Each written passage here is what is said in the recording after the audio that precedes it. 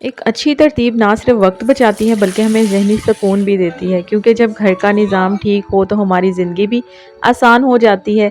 अस्सलाम वालेकुम YouTube family, हाजिर अपनी एक नई रूटीन के साथ। आज की रूटीन में अपनी वीकली रीसेट सिस्टम शेयर करूंगी। ये वो तरीका है जिससे मेरा पूरा हफ्ता आसानी से गुजर जाता है और साथ ही अपनी ईद की तैयारी इफ्तार दावत पर लेके चलूँगी और एक दो आप लोगों के सवालों के आंसर भी करूँगी, जो कि मुझे वाक़ई ही लगा कि इनके जवाब जो है ना मुझे वीडियो में देने चाहिए। वैसे तो मेरी पूरी कोशिश थी जिसने मुझे जो भी सवाल पूछे मैं कमेंट में उसके ज़रिए आप लोगों को साथ के साथ ही आंसर करती रही हूँ।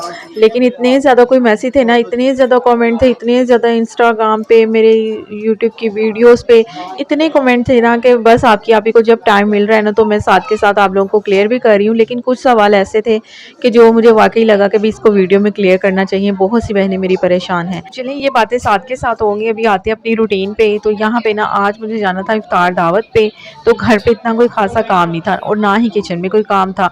और जब हम ख़वातीन का किचन से जिस दिन छुट्टी होती है ना, तो मेरे ख़्याल से वो सबसे ज़्यादा हमारा मज़े का दिन होता है कि भई हमारी ज़िंदगी में कोई काम ही नहीं है। तो उस टाइम मेरा ये होता है कि मैं अपने बाकी के काम जो है ना वो ख़त्म करूँ।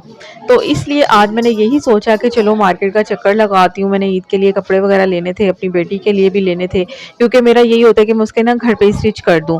कुछ मैंने रेडी टू वेयर भी उसके ले लिए थे। साथ में मेरा ये आगे आपको पता है गर्मी का मौसम भी शुरू हो गया हुआ है। तो गर्मी में तो वैसे जितने कपड़े हों उतने ही कम होते हैं, तो बच्चों का तो स्पेशली ये होता है कि जितने कपड़े उनके पास हो ना उतने ही कम होते हैं। अच्छा, मैं ना लाइमलाइट पे आई थी और लाइमलाइट पे अनस्टिच की ना काफ़ी ज़्यादा कलेक्शन आई हुई थी। लेकिन वही ना कि रेट इतने ज़्यादा थे कि कुछ समझ ही नहीं आ रही थी। फिर यहाँ से मैंने एक आधा सूट ले लिया था और नेक्स्ट वीडियो में आप लोगों के साथ में शेयर करूँगी कि कौन-कौन सा मैंने सूट लेना है। अच्छा, बाकी जो है ना ब्रांड के जो सूट है वो काफ़ी ज़्यादा एक्सपेंसिव है, लेकिन लाइमलाइट पे चलो बजट से ना इंसान मैनेज कर लेता है अपने बजट में। लेकिन जो दूसरे ब्रांड्स हैं वो तो कहते हैं कि हाथ ही ना लगाओ। वहाँ पे अनस्टिच जो सूट है ना वो तकरीबन 12-12, 15-15, 18-18, 19-19 हज़ार का ना अनस्टिच सूट है। क्या है कि भई ऊपर हल्की-हल्की बस एम्ब्रॉयडरी हुई हुई है। लेकिन लाइमलाइट का ना हल्की-फुल्की एम्ब्रॉयडरी वाला जो सूट था ना वो तकरीबन 6-7 हज़ार में ना मिल जाता है और पहना वो भी अच्छा लगता है। लेकिन बाकी ब्रांड्स के बहुत ज़्यादा एक्सपेंसिव थे। अच्छा, उसके बाद हम इधर आ गए थे आप ही की तरफ और यहाँ पे ना आज उनके बेटे की बर्थडे थी। साथ में उन्होंने इफ्तार पार्टी रखी हुई थी कि चलो साथ में इफ्तारी भी हो जाएगी और बर्थडे भी साथ में सेलिब्रेट हो जाएगी, क्योंकि बच्चे तो सुनते नहीं हैं। और हम भी माँ-बाप जो होते हैं ना, जब बच्चे छोटे होते हैं उनका फर्स्ट बर्थडे हम इतनी सेलिब्रेशन इतनी अच्छे तरीके से सेलिब्रेट करते हैं। लेकिन जब बच्चे थोड़े से बड़े हो जाते हैं ना तो हम कहते हैं कि भी नहीं बड़े हो गए, जबकि बच्चे को उस टाइम ज़रूरत होती है बर्थडे की मेरे ख्याल से। तो जब हम पहला बर्थडे उसका बड़े शौक से इतना धूम-धाम से कर रहे होते हैं, लेकिन बाकी बर्थडे हम कहते हैं कि भई चलो घर पे ही इसको सेलिब्रेट कर लेंगे, बच्चों को कहीं बाहर ले जाएँ। लेकिन इस बार आप ही के बेटे ने कहा कि नहीं, मेरा बर्थडे जो है ना इस टाइम बड़ा ही होगा, मैं क्या करूँ, रमज़ान भी है तो। तो फिर बच्चों की ज़िद पे के आगे ना माँ-बाप को फिर होता है कि चलो कुछ ख्वाहिशें ऐसी होती है जो बच्चों की ना हमें पूरी कर देनी चाहिए। अच्छा, केक वगैरह कट किया, उसके बाद खाना वगैरह तो अभी नहीं खाना था, तो खाना भी लेट था, तो फिर सोचा कि चलो केक वगैरह खाया, तो चाय वगैरह बिस्किट वगैरह इफ्तारी भी की हुई थी, तो फिर हमने चाय वगैरह साथ में बना ली थी। उसके बाद खाना-शाना खाया, घर की तरफ निकल आए, भाई भी आए हुए थे, तो भाई के साथ ना फिर वापसी पे ना हमारा हो गया था। अच्छा, बच्चे मेरे रात के ही उधर थे और सुबह मैं और मेरे हस्बैंड निकल चुके थे। हमने पहले मार्केट का सारा चक्कर लगाया, जो-जो काम करने वाले थे वो किए।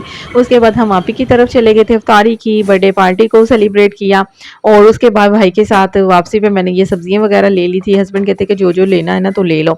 तो फिर मेरा यही होता है कि जब मेरी वीकली रीसेट रूटीन होती है ना, तो अब तो आप लोगों को पता है कि मैंने रमज़ान से 1 दिन पहले की थी और काफ़ी टाइम मेरा इस तरह गुज़र गया, 20 दिन तकरीबन माशाल्लाह से गुज़र गए, 20 रोज़े गुज़र गए हैं। तो इतनी अच्छे तरीके से सारी मैनेजमेंट मेरी गुज़री है ना, तो अभी भी मेरा अदरक लहसुन का पेस्ट इतना ज़्यादा कोई पड़ा हुआ था ना कि मुझे अभी भी ज़रूरत नहीं है। माशाल्लाह से मेरी ईद भी इंशाल्लाह गुज़र जाएगी उसमें से।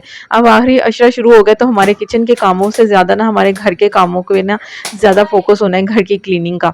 तो आगे इंशाल्लाह क्लीनिंग के ही व्लॉग आएँगे, क्योंकि रमज़ान में ज़्यादातर हमारा टाइम किचन में गुज़र होता है, क्लीनिंग पे इतना ज़्यादा ध्यान नहीं होता। आखिरी अशरे में यही होता है कि बाज़ारों के चक्कर लग रहे होते हैं, घर की क्लीनिंग पे ध्यान देना होता है। तो हम ख़वातीन की हर वक्त ही ड्यूटी लगी रहती है। इसलिए मैंने सोचा कि चलो जो फ्रिज की ऑर्गेनाइजेशन है वो थोड़ी बहुत कर लूँ, इससे मुझे बहुत ज़्यादा फ़ायदा होता है। जब का मैंने ये तरीका अपनाया है ना कि रोज़-रोज़ पकाने की एक तो टेंशन भी ख़त्म हो गई हुई है, ये भी टेंशन नहीं होती कि क्या बनाना है, क्या सब्ज़ी है। कभी ऐसा होता है कि कोई रूटीन ऐसी निकल आती है, कुछ काम ऐसे निकल आते हैं, फिर उसमें से घर के कामों को, किचन के कामों को देखना थोड़ा-सा मुश्किल लगता है। लेकिन अगर थोड़ी-सी मैनेजमेंट हमने पहले से करके रखी हो तो बहुत आसानी हो जाती है।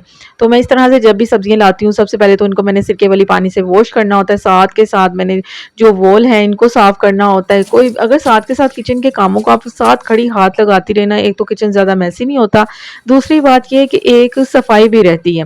खजूरें वगैरह ख़त्म हुई हुई थी, माशाल्लाह से हमारे घर में ना खजूरें बहुत ज़्यादा खाई जाती हैं। बच्चों को जब भी क्रेविंग हो ना मीठे की, तो वो जाकर फ्रिज खोलते हैं और खजूर ही सबसे पहले खाती हैं। तो ये मेरे ख़्याल से अच्छी भी, एक तो इसमें एनर्जी बहुत ज़्यादा होती है, दूसरी ये कि कोई नुकसानदेह नहीं है। तो खजूरें तो वैसे भी आम रूटीन में भी मेरे घर पे आती हैं, तो रमज़ान में माशाल्लाह से कुछ ज़्यादा ही यूज़ हो रही होती है, सुबह सहरी में, इफ्तारी में, उसके बाद बच्चों को अगर क्रेविंग हो रही है मीठे की, तो वो निकाल के खाते हैं। अच्छा, यहाँ पे ये देख लीजिए लेमन, और साथ में मैंने ये थोड़ी बहुत चीज़ें मंगवा ली थी, हरा धनिया ख़त्म हुआ हुआ था, खीरे ख़त्म हुए हुए थे, ये चीज़ें थी और थोड़ी बहुत सब्जियाँ थी, और साथ में ये चीज़ें सारी मैं ऑर्गेनाइज़ करके रख दूँगी। थोड़ी-सी मैं मील प्लानिंग भी करूँगी कि चलो जो मेरे 10 दिन है ना वो ईज़ी से गुज़र जाएँ, क्योंकि आगे मैंने ईद की क्लीनिंग के तरफ हो जाना है, कपड़े स्टिच करने की तरफ हो जाना है।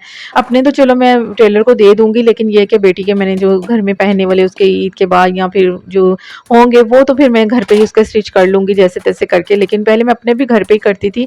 लेकिन ये है कि जब की मेरी कमर की दर्द निकली है ना, तो मैं मशीन पे बहुत ज़्यादा कम बैठती हूँ, कि स्टिच करती नहीं हूँ घर पे कपड़े अपने। तो फिर हस्बैंड भी कहते हैं कि ना इतना थका करो, कोई बात नहीं, अपनी ज़ात पे भी थोड़ा-सा ना इस तरह से कोई मसला नहीं है इन्वेस्ट करने में, कि आप अगर दवाइयों से बचने से बेहतर है कि थोड़ी-सी बंदा एहतियात कर ले। तो मेरी जो बहनें घर पे स्टिचिंग करती हैं ना, तो कोशिश करें कि चलो कोई नहीं, अब टेलर पे मेरा पहले यही होता है कि मैं नहीं भई इसमें से 1000 अगर टेलर को देना, उसमें से मेरी लेसें आ जाएँगी, इस तरह से मैं ना बजट वगैरह कर लेती थी। लेकिन अब अल्हम्दुलिल्लाह से मैं खुद कमाने लग गई हूँ, तो ये छोटी-छोटी सी जो है ना, ये मैं करने लगी हूँ कि चलो थोड़ी-सी अपनी ज़ात पे भी इन्वेस्ट करना चाहिए।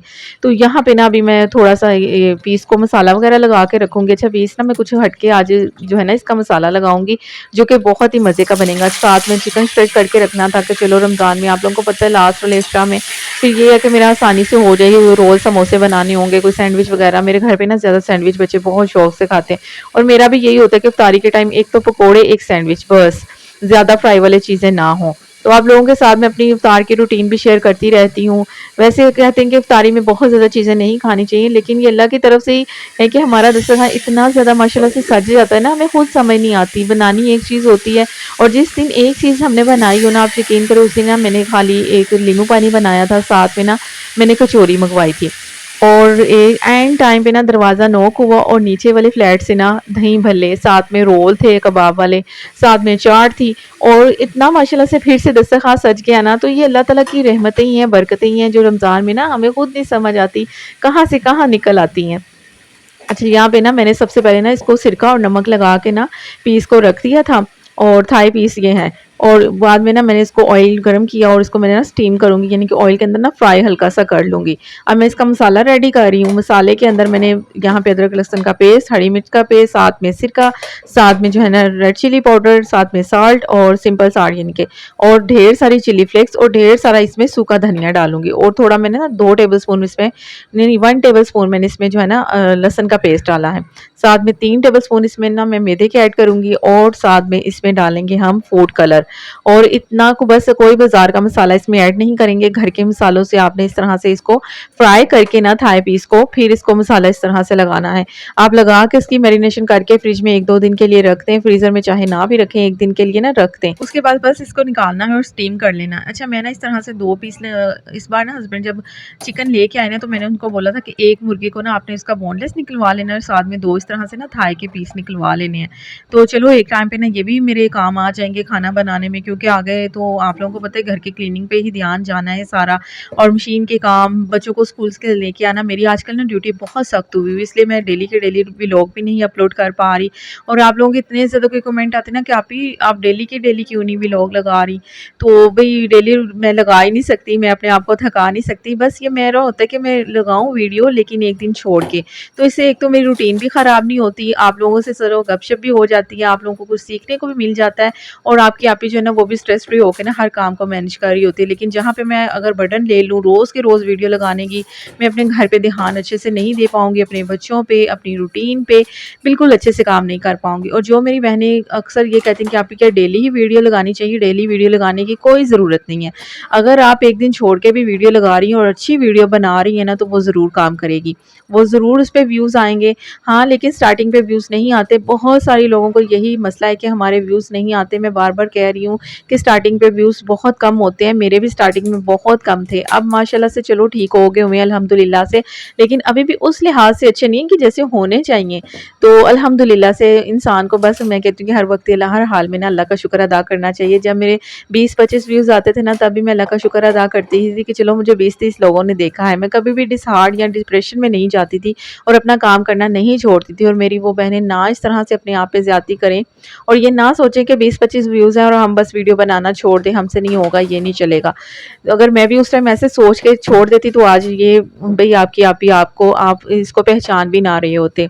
तो बस यहाँ पे ना अभी ये मैंने थोड़े से ना लेग पीस भी 2-4 मैंने निकाल लिए थे, जब चिकन के मैं पैकेट बना रही थी ना, तो ये भी मैंने निकाल लिए थे। साथ में जो थी ना पालक वॉश करके ना उसका भी मैंने ना इस तरह से कंटेनर रेडी कर लिया था कि चलो जो 10 रोज़े हैं ना वो भी आराम से गुज़र जाएँगे। तो रमज़ान में ना पकोड़े 4-5 ही चाहे मैं बनाऊँ 5-6, और आप लोगों को पता है कि कितनी कम क्वांटिटी में पकोड़े बनाती हूँ, लेकिन ये कि बनते डेली हैं क्योंकि मुझे और मेरे हस्बैंड को ना इफ्तारी के टाइम ना पकोड़े बहुत ज़्यादा पसंद है। मुझे तो बहुत ही ज़्यादा पसंद है, मेरे हस्बैंड को भी उतने ही ज़्यादा पसंद है। तो यहाँ पे ये देख लें 2 तरह के मैंने ना मसाले लगा के चिकन को भी मैरिनेट करके रख दिया है। बाकी फ्रिज मैंने सारी ऑर्गेनाइज़ कर दी है, जैसे कि शामी कबाब हो गए, चने बॉयल करके रख लिए, मटर निकाल लिए, स्प्रिंग ऑनियन हो गया, चिकन श्रेड करके रख लिया, पालक साथ में कुछ मैंने चिकन की मैरिनेशन करके रख ली। बाकी कामयाबी पुरसुकून घर का निज़ाम कोई जादू से नहीं बनता, बल्कि छोटी-छोटी तरतीब से ही बनता है और ये छोटे-छोटे कामों से ही बनता है, और इससे मुझे पूरा 15 दिन रिलैक्स रहेगा और हर काम मैं बहुत आसानी से कर लूँगी। और किसी ने मुझे पूछा था कि आपने मीठी दही बनाई है तो क्या ये पानी नहीं छोड़ती? तो यहाँ पे देखें दही कितनी मज़े की बनती है। और किसी ने मुझसे पूछा था कि आप कौन-सा माइक यूज़ करती हैं? तो मैं बोया का माइक यूज़ करती हूँ, इससे वॉइस ओवर बहुत आसानी से और अच्छे से हो जाती है और अफोर्डेबल भी है। तो यहाँ पे अब सहरी का टाइम हो गया था, घर आके ना मैंने तो ये सारे अपनी फ्रिज की ऑर्गेनाइज़ेशन ही की थी, उसके बाद सहरी का टाइम हो गया, तो रोज़ा रखा। अभी के लिए अल्लाह हाफ़िज़, मिलेंगे नेक्स्ट वीडियो में। वीडियो अच्छी लगी तो लाइक करें, शेयर करें।